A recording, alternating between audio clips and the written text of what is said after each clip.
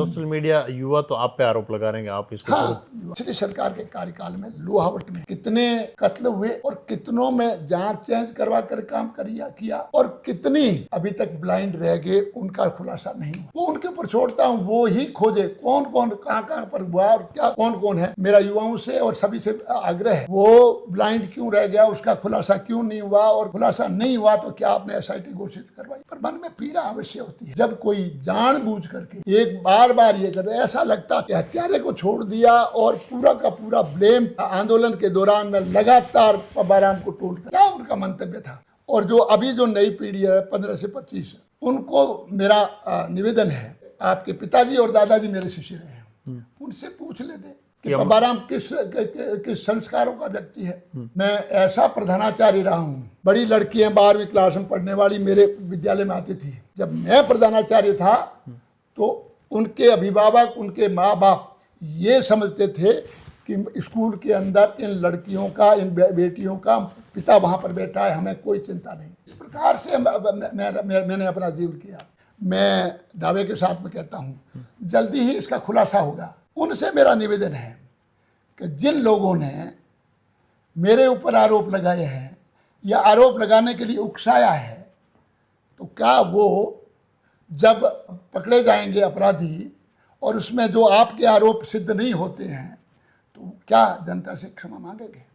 लोहावट 27 जुलाई भंवरी देवी प्रकरण और 27 जुलाई से लेके आज तक बहुत सारी जो है धरना प्रदर्शन और उसके बाद में बहुत सारी तरह की अफवाहें उठी और बहुत सारे लोगों से पुलिस लगातार पूछताछ, डिटेन, और पुलिस का अपना काम है, वो पुलिस कर रही है। और जहाँ राजनीतिक गलियारों में हो चाहे सोशल मीडिया के गलियारों में हो, कई तरह की चर्चाएं चली और फलोदी विधायक पब्बाराम जी हमारे साथ हैं।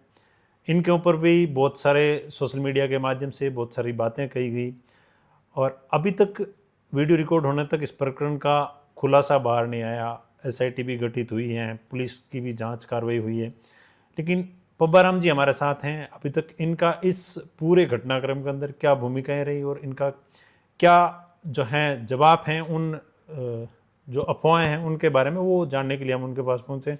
नमस्कार जी। नमस्कार साहब, जिस हिसाब से अगर हम इस घटनाक्रम की बात करें तो एक लंबा अरसा इस घटनाक्रम को लेके बीत गया है और 27 तारीख से 31 तारीख तक आप भी वहाँ पर थे मौजूद और एक पुलिस द्वारा आश्वासन दिया गया और आश्वासन के बाद भी इस घटनाक्रम का इस लंबे अरसे के बाद में खुलासा नहीं होना वो जनता के अंदर एक बहुत बड़ा चिंता का विषय बना हुआ। 27 तारीख की वो काली रात पर अक्सर हमारे किसान लोग ढाणियों में ही रहते हैं, अकेले बच्चे भी रहते हैं। जब काम कमाने वाला बाहर जाता है, घर परिवार का मुखिया, एक सन की अपराधी ने हत्या के सोच के साथ में हमारे ही परिवार की लगभग 10-15 पीढ़ी दूर के रिश्ते में मेरे भाई का परिवार है, उसकी पुत्रवधू गंगा बिशन जी की पत्नी भंवरी अटैक किया। लगभग 11:30 12:30 के बीच की बात होगी। एक की हत्या कर दी, बच्ची को गंभीर घायल कर दिया और अन्य बच्चियों को और बच्चे को घायल करके भाग गया। ये घटना मुझे सुबह लगभग 6:25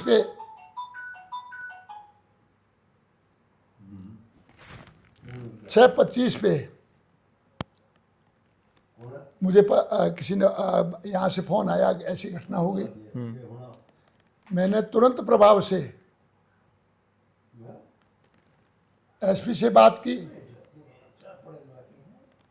और उसके बाद में IG से बात की। तो IG साहब ने बोला कि हमने डॉग स्क्वाड भेज दिया है, FSL की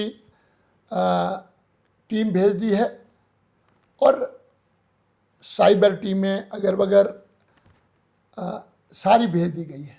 ये मतलब आपने सुबह सुबह ये 6:29 की बात है और 6:35 में मैंने आईजी से भी बात कर ली। हाँ। आईजी ने कहा हम गंभीरता से इस विषय को लेते हैं और मुझे सिर्फ लगभग 6:25 पे ही सुबह पता चला।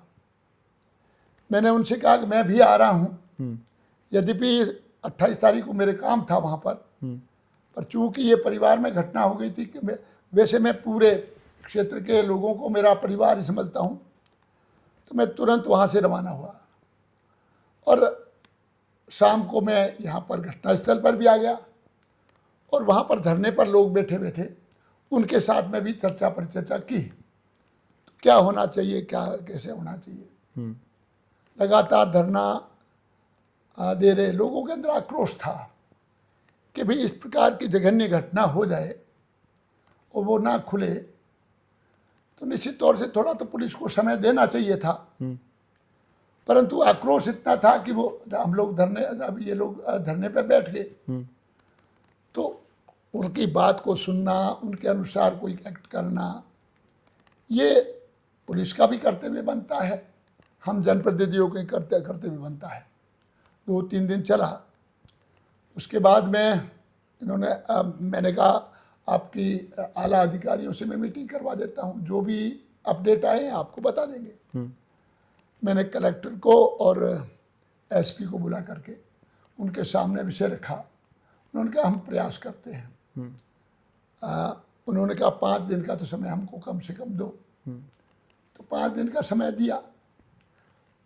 अपराध ऐसी घटना, हत्या जैसी घटना है, उसको अंदाजन या शक के आधार पर किसी भी व्यक्ति को, निर्दोष व्यक्ति को अगर जन दबाव के अंदर उसको अगर गिरफ्तार कर लेते हैं, तो निश्चित तौर से ये एक दूसरी और हत्या के समान होता है। तो उन्होंने कहा कि अब तो हम तो दोबारा पुनः 5 दिन के बाद मिले, नहीं हो पाया। अच्छा, आप मिले उनसे? मैं तो लगातार संपर्क में था, रोजाना उनसे संपर्क करता था। हाँ। मैंने इस दौरान में माननीय गजेंद्र सिंह शेखावत साहब से बात की, माननीय हमारा गृह राज्य मंत्री है जवाहर सिंह जी मैडम हैं, उनसे बात की। उनको बोला कि आप यहाँ वाली टीम के अलावा वहाँ से राज्य स्तर से भी कोई साइबर टीम भेजें, तो उन्होंने वो टीम भी भेजी। अच्छा, राज्य स्तर से राज्य स्तर से भी टीमें आई, राज्य स्तर से आई, बाड़मेर की टीम को यहाँ पर लगाया, आपके जोधपुर की टीम को लगाया और फलोदी की चार जगह की टीमें, लगभग 25 से 30 टीमें काम कर रही थी। पर अपराधी इतना शातिर था कि वो साथ में लेकर के नहीं आया फोन, और उस दौरान लगभग 250 से 300 जो उस टावर के अंदर युवा थे, उन सबको पूछताछ की गई। हाँ, तलब किया गया, उनसे सख्त पूछताछ की गई, परंतु कोई क्लू निकला नहीं। ये बड़ी दुर्भाग्यपूर्ण है कि अब तक इसके बारे में कोई पता नहीं चल पा रहा है। उसके बाद में इनकी मांग थी कलेक्टर साहब और एसपी के सामने कि ये है जो जांच चेंज कर दी जाए, तो हमने उस जांच को चेंज करवा दिया और उससे आला अधिकारी यानी कि डिप्टी एसपी को दिलवा दिया। उसके बाद में भी कुछ नहीं निकल पाया, तो शनिवार को शेखावत साहब आने वाले थे। हमने कहा हम आपके साथ में एक डेपुटेशन मिलना चाहते हैं और आप आला अधिकारियों से बात कीजिएगा। तो उन्होंने एसपी को बुला लिया और आईजी को बुला लिया। यहाँ से हम जनप्रतिनिधि, समाज के वरिष्ठ मुखिया और आपके भवरी के पीहर के लोग और भवरी के परिवार के लोग, इन सब को लेकर के हम लोग वहाँ पर गए। अच्छा, पीहर और परिवार के साथ मिले? हाँ, पीहर और कहीं कोई छुप करके बात नहीं हुई है। हम लोग वहाँ पर गए। हम लोगों ने ये कहा कि ये आपके इस लोकल पुलिस से संभव नहीं हो पा रहा है, आप एसआईटी गठित कर दीजिए। तो शेखावत साहब ने एक बार कहा कि देखिए कि 25-30 टीमें लगी है, एसआईटी से क्या होगा, एसआईटी में तो निश्चित लोग होंगे। ये टीमें कोशिश कर रही है, 1-2 दिन देख लेते हैं, अन्यथा एसआईटी गठित करवाते हैं। हमने कहा कि आईजी साहब को बोलिए एसआईटी करे, तो 2 दिन बाद में हम एसआईटी भी करवा देंगे परंतु मैं सीएम साहब से बात करके और हम लोग अभी राज्य स्तर से हम एसआईटी घोषित करवा देंगे। मैंने भी माननीय मुख्यमंत्री जी से बात की, उन्होंने भी कहा हम जल्दी ही आपके एसआईटी घोषित कर देंगे। और दूसरे दिन, जब एक दिन नहीं हुआ तो दूसरे दिन एक हाई पावर एसआईटी गठित की गई, जिसमें 3 आईपीएस है, एक डीआईजी है, उसमें से 2 एसपी है, 2 एडिशनल एसपी है, 1 डिप्टी एसपी है, 5 लोगों की। और उनके साथ में जो विभिन्न प्रकार की साइबर टीम है, दूसरा तीसरा होता है, वो सारा वो अपना काम कर रही है। पहली बार बहुत कम हुआ है साहब, किसी एक हत्या के प्रकरण में राज्य स्तर से एसआईटी घोषित की है। मैं आपके दर्शकों से भी कहना चाहता हूं कि वो पिछले सरकार के कार्यकाल में लोहावट में कितने कत्ल हुए और कितनों में जांच चेंज करवा कर काम किया और कितनी अभी तक ब्लाइंड रह गए, उनका खुलासा नहीं हुआ। वो उनके ऊपर छोड़ता हूँ, वो ही खोजे कौन कौन कहाँ पर हुआ और क्या कौन कौन है। मेरा युवाओं से और सभी से आग्रह है कि देखिए कि ये वो क्यों रह गई, वो ब्लाइंड क्यों रह गया, उसका खुलासा क्यों नहीं हुआ, और खुलासा नहीं हुआ तो क्या आपने एसआईटी घोषित करवाई। तो ये एक यक्ष प्रश्न है, नहीं हुआ। मुझे दुख है कि वो भी मान लो नहीं भी हुआ है, मुझे पता नहीं, ये क्षेत्र के लोग ही जानते हैं कि कौन कौन से मर्डर ब्लाइंड रह गए और उस समय के दौरान, और क्या क्या हुआ, क्या प्रयास हुए उनको करने के लिए। मैं उन हुतात्माओं को भी प्रणाम करता हूं जिनकी हत्या कर दी गई और मर्डर खुले नहीं। एक सोशल मीडिया युवा तो आप पे आरोप लगा रहे हैं, आप इसके हाँ, युवाओं के मुंह में कोई बात डाली जाती है। अब ये युवा है, इनको जिस प्रकार से भ्रमित किया हो जाते हैं, ये इस प्रकार के नैरेटिव और इस प्रकार की टूल किट पूरा मतलब आपके परिवार पे बोला, आपके परिवार के हैं और आपके परिवार के लोग शामिल हैं इसमें, बोला इसलिए आप दबा रहे हो। मैंने इस संबंध में कहा था, मुझे जब मीडिया कर्मियों ने ये पूछा कि आपके परिवार में, आप एमएलए रहते, आपके पास में ये मर्डर हो गया, मैंने कहा भाई हत्यारा कुछ भी कर सकता है। उस संबंध में मैंने जब कहा कि भाई इंदिरा जी जैसी प्रधानमंत्री जेड सिक्योरिटी, अब हत्यारा कुछ भी कर सकता है, और उन्हीं के अंगरक्षकों ने ये हत्या कर दी। अब कल ही की बात है, पूर्व मुख्यमंत्री सुखबीर सिंह बादल, उसके ऊपर किसी ने अटैक कर दिया। एक बेअंत सिंह करके पंजाब के मुख्यमंत्री थे, उसको बम से उड़ा दिया। एक और था मुख्यमंत्री पंजाब का, उनको भी, प्रताप सिंह कह रहा हूँ, उनको भी गोली से उड़ा दिया गया। हत्यारा अगर अपनी आप पे आ जाए ना, तो वो उसको रोकना बहुत मुश्किल होता है। तो मेरे परिवार का होने से मेरे साथ में भी ये घटना हो सकती थी, कोई उसका कारण नहीं है। ये भी कि एमएलए खुद के साथ में ना हो, ये भी नहीं हो सकता। तो मुझे इस चीज़ का दर्द है कि ऐसी घटना हमारे परिवार में घटी, दुख भी है। यद्यपि मेरा क्षेत्र चुनाव क्षेत्र न होते हुए भी मैं अपनी जिम्मेवारी से नहीं मुकर सकता, और इसीलिए हम लोगों ने प्रयास किए और एसआईटी गठित की। अब टूल किट वालों ने ये भी किया, ऑडियो भी वायरल हुए, आपके बच्चों के नाम लेके, पोतों के नाम लिए गए। तो फिर किसी ने बताया पोते तो यहाँ पर रहते ही नहीं, वो जयपुर ही रहते हैं, कभी आए नहीं। अच्छा, वो नहीं आए तो इनके बेटे का नाम ले लो, तो बेटे का नाम लिया गया। मेरा हम लोग इस गंगा मिशन के पिताजी जवाहर राम जी की कैंसर से डेथ हुई, उस समय गए, और उसके बाद में उनकी मूर्ति स्थापित की गई, उस समय गए। उसके बाद में हमारा कोई जाना आना रहता नहीं। वो अगर आ जाते हैं कोई काम से तो मेरे पास में आ जाते हैं, मैं कहीं पर फ़ोन कर देता हूँ, अन्यथा वहाँ पर जाने का हमारा परिवार का कोई वहाँ पर नहीं। एक ये मेरा बड़े वाला बेटा यहाँ रहता है, वो इसकी माँ बीमार है, तो हर समय उसके पास में रहता है। वो थोड़ा मानसिक रूप से भी ठीक नहीं है और बीमार भी है, तो उसको वो रहता है। तो आप चैलेंज है सारे ही इसके भी जो बात हुई है किसी से दूसरे तीसरे, मैं किसी को नहीं बचाता। परिवार का मतलब कोई परिवार का सदस्य पिछले जन्म में क्या क्या थे और किस कारण से लेन देन के कारण मेरे साथ में, मेरे परिवार में आया है, या अब अगले जन्म में वो किस रूप में होंगे, कोई पता नहीं। तो मैं निष्प्रियता के साथ में मैं ये बताना चाहता हूँ कि जो दोषी है उसको कर दीजिए, पर मन में पीड़ा अवश्य होती है जब कोई जानबूझ करके एक बार ये करता। ऐसा लगता था कि हत्यारे को छोड़ दिया और पूरा का पूरा ब्लेम पूरे इस आंदोलन के दौरान में लगातार पब्बाराम को ट्रोल करते रहे। क्या उनका मंतव्य था? मेरा उनसे ये यक्ष प्रश्न है, क्या चाहते थे?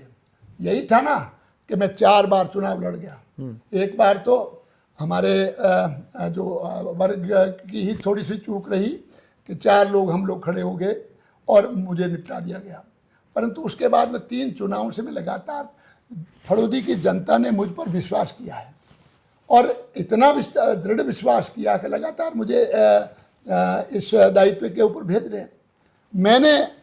मेरे जीवन में कोई अहंकार नाम की चीज़ है नहीं, कारण मैंने न तो मेरे गाड़ी के ऊपर विधायक शब्द लिखवाया है, विधायक शब्द आज तक मैंने नहीं लिखा है, और ना ही मैंने पीएसओ रखा है।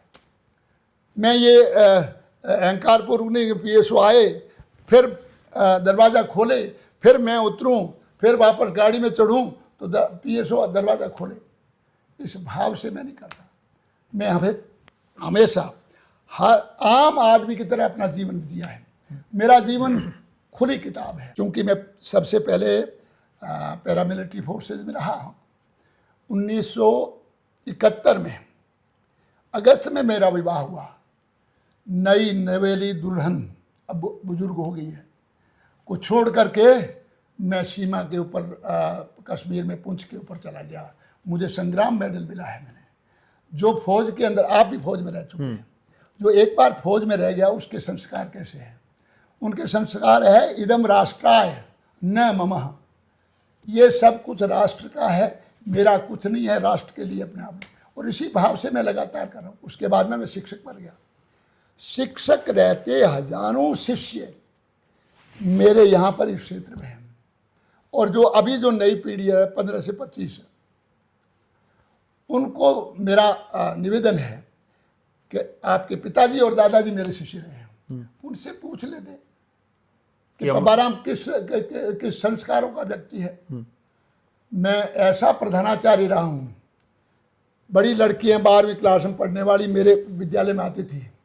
जब मैं प्रधानाचार्य था तो उनके अभिभावक, उनके माँ बाप ये समझते थे कि स्कूल के अंदर इन लड़कियों का, इन बेटियों का पिता वहाँ पर बैठा है, हमें कोई चिंता नहीं।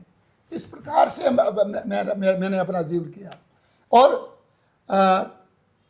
मैंने कभी भी टिकट मांगा नहीं है, और पार्टी ने और लगातार मेरे को दिया। 4 टिकट एक शिक्षक को दे देना, और लगातार विभिन्न प्रकार के विरुद्ध। मुझे तो मेरे ऊपर तो इस प्रकार के आरोपों का एक लंबा फेहरिस्त है, कहने से शर्म आती है। एक बार तो ये हुआ, 2013 का टिकट आने वाला था, तो इस मास्टर को कैसे निपटाया जाए। ये भी कहा गया कि पब्बाराम की एक सीडी है, और 18 लोगों ने हस्ताक्षर करके, कुछ तो उनमें से चले गए, दिवंगत आत्मा को मैं प्रणाम करता हूँ, कुछ है जो है संसार में, पर वो अपने कर्मों का फल भोग रहे हैं। ये लिख करके दिया कि राष्ट्रीय अध्यक्ष को लिख करके दिया कि इसकी सीडी है। उन्होंने वसुंधरा जी को लिख करके दिया। वसुंधरा जी ने जब मुझे बुलाया तो वो बात कही, तो मैंने कहा मैडम, मैंने जीवन में चरित्र को कमाया है, मैंने कोई पैसा नहीं कमाया। तो क्या अगर ऐसा हो गया तो मैडम आपको तो क्या, मैं जीव मात्र को अपना मुंह दिखाऊंगा, और माँ पृथ्वी है ना, धरती है ना, मुझे जगह दे देगी, मैं समा जाऊंगा उसके अंदर। ये आप ये मान के चलो।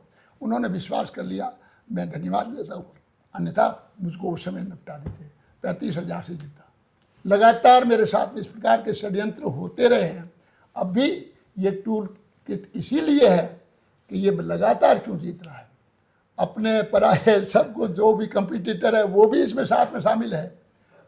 कौन कौन है वो भी मुझे पता है, कौन किसको ला करके साथ में मिला रहा है। पर मेरा उनसे निवेदन है कि आप जिस प्रकार से लाला के किसी को सुपुर्द कर रहे हैं, वो अगर आपको मिल गया तो भी आपके काम नहीं आएंगे। क्यों ऐसा कर रहे हो। एक चीज कहना चाहूंगा, जिस हिसाब से सीडी वाले मामले में आपने प्रण किया था, अगर इस मामले में आपके बच्चों पोतों या आपका किसी का नाम आता है तो आप जनता को क्या वादा? तुरंत प्रभाव से उनको पुलिस को सुपुर्द करके जेल की सलाखों पर डालने का काम किया जाए। मेरा कोई किसी अपराधी के साथ में मेरा लगाव नहीं है। मैं एक भी शब्द आज तक मैंने नहीं कहा मेरे बेटों के प्रति, मेरे पोतों के प्रति वो नहीं कहा। पर कोई इस तरह से किसी के प्रति बगैर किसी प्रणाम के, मेरा युवाओं से निवेदन है कम से कम मेरा परिवार के बारे में, मेरे इतिहास के बारे में जान ले। मैंने पिछले इंटरव्यू में भी कहा 18वीं 19वीं पीढ़ी है बिश्नोई बने हमारे। मेरे एक एक पीढ़ी को खंगाल ले। जो 16 वर्ष के लोग हैं उनको 100 वर्ष की पहले की याद है, यानी 200 वर्ष की पता है।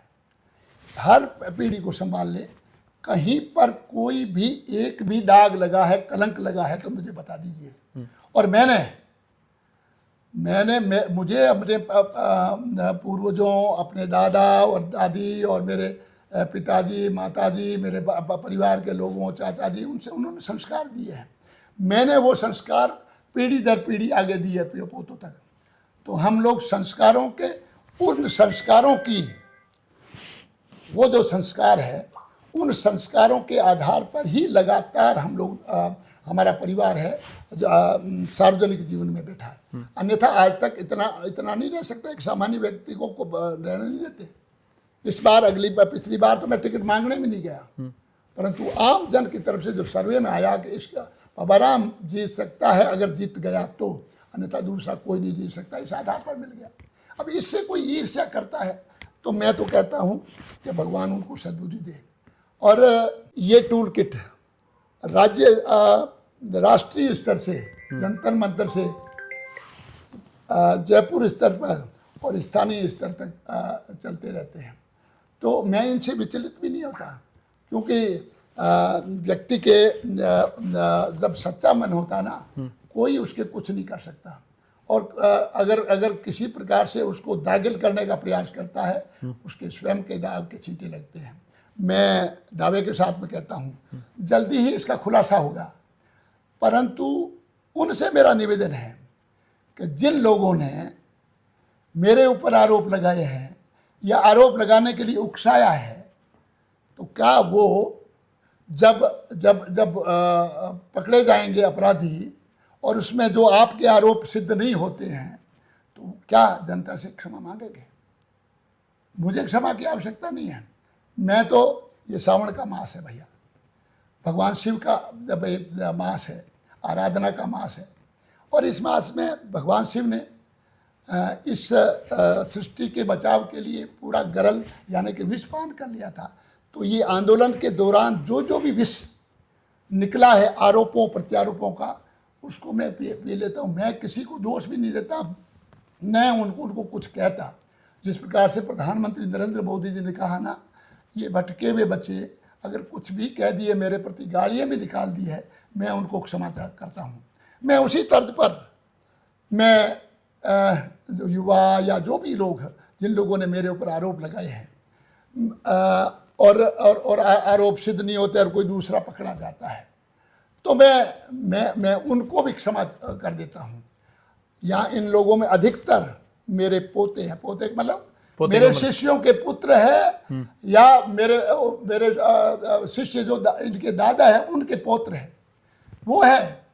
तो उनको ये पता कर लेना चाहिए कि बाबाराम किस मिट्टी का बना है, किन संस्कारों से उसका पालन पोषण हुआ और किस प्रकार से उन्होंने जीवन जिया। मेरा जीवन खुली किताब है, कोई भी पढ़ सकता है। एक आरोप और भी लग रहा है कि धरने पे आपकी उपस्थिति नहीं।